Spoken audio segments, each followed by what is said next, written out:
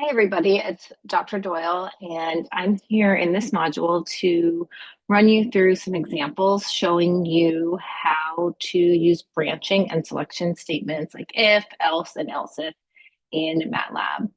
And we're going to run this whole scenario using the situation of a rural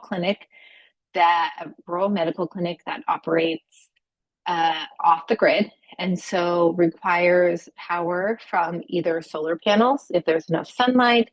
Otherwise, batteries can be charged and used when there's not enough sunlight, or in an emergency situation, we can use a generator. So we're going to start with a very simple example here. And in this scenario, we have a sunlight sensor to determine if there is enough sunlight reaching the solar panels to power the clinic. And it's been determined that for our surface area of solar panels, if the sunlight is above 300 watts per meter squared, then there is enough power generated, and we would like to calculate how much power there is.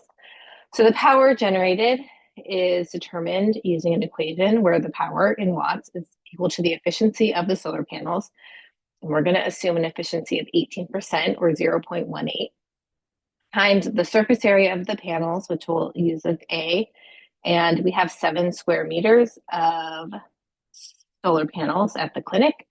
And then we have to multiply that by the sunlight in watts per meter squared. So we're going to try this in MATLAB, but first I'm going to show what the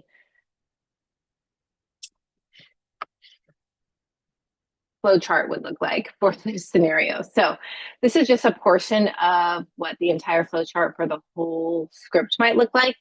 We would have some initial housekeeping and setting of constants, and then we would get into the portion where we need to make a decision. And the decision in this case is based on how much sunlight there is. So if the sunlight is greater than 300 watts per meter squared, if that is true, then we're going to calculate that solar power, and it will be equal to the efficiency times that surface area times the sunlight. But if the sunlight is less than 300 watts per meter squared or equal to, then we're not going to make any calculation. So let's hop over to MATLAB and see what this looks like. So in MATLAB, I have created a new script, and it's currently blank, and I'm calling it Mobile Clinic. And I'm going to start by putting a header on my script that's going to include my name and the date and the purpose of this script. And this is just always good to have, both for yourself, so you remember what your script does, but also if you pass this along to others, they can follow along with what you're doing. Then I'll have my housekeeping, where I want to clear my variables each time I run the script, so that I make sure I'm not carrying over variables from the last time I ran it. I'm also going to clear my command window and make it blank, which is the command CLC. Then I'm going to set my constants that are not going to change. So those are eta, which we set as 0.18. I'll just put a note that this is the efficiency of the solar panels. Then I'm going to put the area, which is 7. This is the surface area of the solar panels, and this is meters squared. And then I'm going to put in sunlight, and I'll run this first using a sunlight of 350 watts per meter squared. Now I can write my if statement. So I'm going to say if the sunlight is greater than 300, I want to make this calculation for solar power. It's going to be equal to eta times area times sunlight. And I'll have end.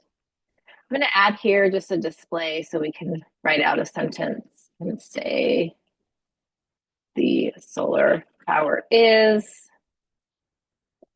num to string to connect, turn that number into a string that can be displayed in my display, and then watt. All right, let's run this and see what happens.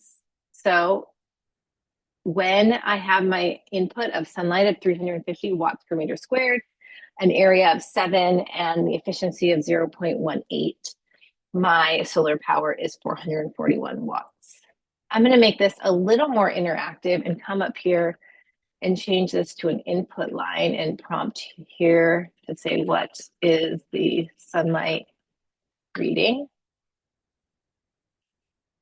And then if I run it, I can again say, okay, it was 400, and now my solar panel is 504. I run this again and say it was 302 as my reading. I'm going to get a solar power of 380.52. But what happens if I put in a value of, say, 250? In this case, I have an error. And why has that happened? Well, we can look at our error and see that it is saying that there's an unrecognized function or variable solar power.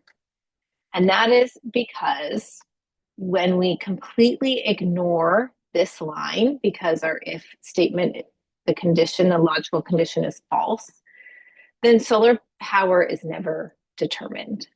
So we would like to make a slight shift in this script to set the solar power to 0 if there is no sunlight.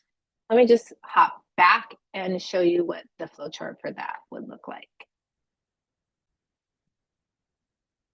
So what happens if the sunlight's 250? We saw there was an error, but we would like to sort of edit this to allow for the script to not have an error, but instead say there's no solar power. So I'm going to just make a really easy edit here and just make this be an if-else statement. So in this case, if the sunlight is greater than 300 watts per meter squared, if that's true, I'll make this calculation. Else, I will just set solar P equal to 0. So it's just as simple as making this very subtle shift, and instead of just having an if, we'll have an if and an else. So now I'm back in MATLAB, and we'll just make that simple shift. So I'm going to come up to this line where I have my expression that will evaluate if the sunlight is greater than 300 and add an else statement.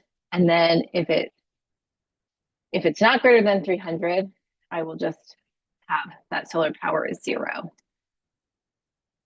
So if my sunlight reading in this case is 250, then the solar power is 0 watts. You could have a warning instead of it saying the solar power is 0. We're just going to leave it like this for now.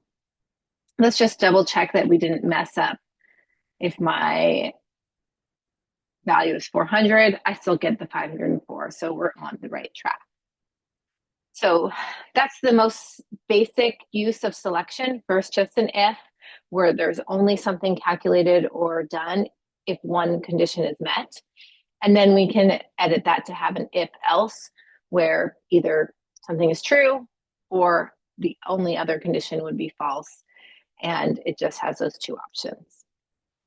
In the next section, you will see what happens if we have some more decisions to make. So I'll see you there in a second.